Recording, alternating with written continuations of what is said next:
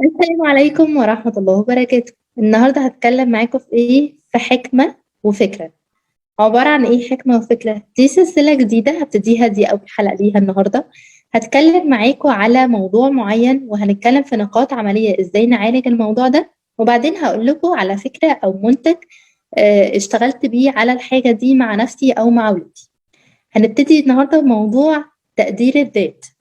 ازاي نعلم الولاد او نشتغل مع الولاد على فكرة تقدير الذات؟ اول حاجة خالص ان انا محتاجة اقوي علاقتي مع ابني، وان انا يبقى في لغة حوار كده بينا مشتركة، نقدر نتكلم ونقدر يعني نعبر عن نفسنا بارتياح، وان هو يعبر عن احتياجاته. النقطة التانية فكرة ان انا كمان اعزز احترامه لنفسه. ازاي ده يحصل؟ عن طريق الخطوات اللي جاية، زي ان انا اساعده ان هو يبحث عن اهتماماته والهوايات بتاعته، زي ان انا اسمعه وهو بيتكلم عن الحاجة اللي هو بيحبها ويحب يعملها غير الدراسة بس.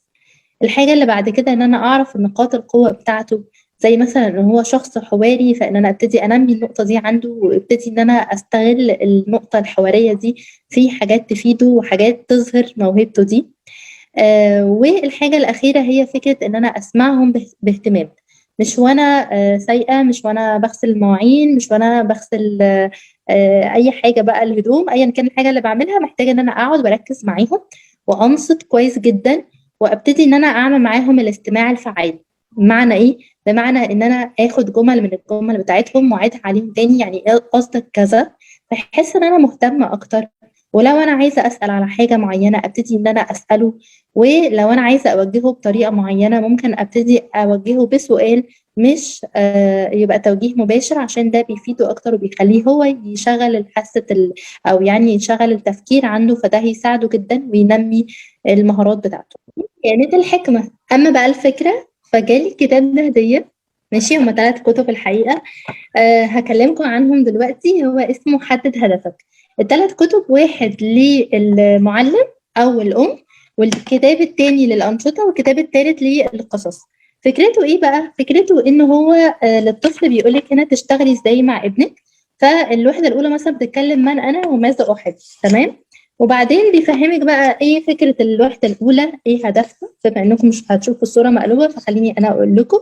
وكاتب لكل واحدة إيه الأهداف منها، وكل درس إيه الأهداف منه، تمام. وبعدين بيبتدي بقى يقول لِك هنا كل حاجة مثلًا في الكتاب بتاع الأنشطة أو كتاب القصص، تمام. الكتاب القصص مثلًا صفحة 14 بيقول لِك المفروض المدرب أو الأم تعمل إيه بالضبط مع الأولاد، وبعدين صفحة 15 هيكون في مثلًا أنشطة معينة وهكذا. فده كده بالنسبة الكتاب بتاع المُعلِّم. فبيقول لِك بالضبط تعملي إيه، أنتِ مش هتبقي محتاجة غير إن أنتِ تقري الكتاب ده بس. طيب، تعالوا بقى نشوف مثلًا القصة. هو بادئ هنا بالقصة بتاعة من أنا، فبيتكلم يعني على فكرة إنه كل واحد ليه شكل مختلف وصفات مختلفة، وإحنا رغم إن إحنا مختلفين يعني لإننا محتاجين نكون متحابين، وإن إحنا نتقبّل بعض ونتقبّل يعني صفات بعض أيًا كانت الشكلية أو الشخصية.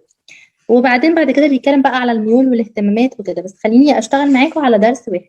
هنا بعد ما حكى قصة، ماشي، ودول أبطال القصة جانا ويحيى، وبيبتدوا بقى يكلموا مامتهم شوية، يكلموا صحابهم شوية، وبيتكلموا على فكرة الاختلاف والتقبُّل. بعدين نيجي هنا بقى للكتاب ده بتاع الأنشطة، هنحل بقى عليه. فهنا مثلًا بيقول لك هنا عشان الولاد حالين فيه، فهنا مثلًا إيه كاتب أنتِ هتتكلمي عن صفاتِك، هتتكلمي عن اسمِك، الطفل يعني هيعمل ده، المدرسة بتاعته، الأب والأم، والصور بتاعتهم. فالولاد قرروا إن هم يرسموني أنا دي، ماشي، فمنكوشة شوية بس تمام. فده كده بشكل عام يعني. وكل واحد كل درس برضه بيكون عليه كذا تمرين، مش تمرين واحد بس. فهنا تمرين مثلًا على الصديق، صديقه إيه الصفات بتاعته، نفس الحاجات اللي عملها مع نفسه. دلوقتي هيشوفوا كل واحد أو يعني هو وصديقه مشتركين في إيه الصفات اللي مشتركين فيها. وبعدين بعد كده إزاي يقدروا يقدّموا العرض ده. أنا مش عايزة أحرق الكتاب، بس هو كتاب حلو جدًا، جدًا. هي المفروض إن هُم كاتبين إنه من 7 ل9 سنين، بس الحقيقة أنا شايفاه أكبر من كده. لو طفل مُدرك هيقدر هو يحل لوحده من 8 سنين مثلًا. لو محتاج مساعدة ممكن نساعدوه، والأم هتبقى بتطلّع كل حاجة من الكتاب ده وقادرة تفهم الأنشطة هتمشي إزاي. أنا في تقديري الشخصي يعني ورأيي المتواضع هو ممكن ينفع لغاية 12 سَنة، وساعتها هُم اللي هيشتغلوا لوحدهم، فيقروا هُم كتاب المُعلِّم وهيشتغلوا هُم لوحدهم.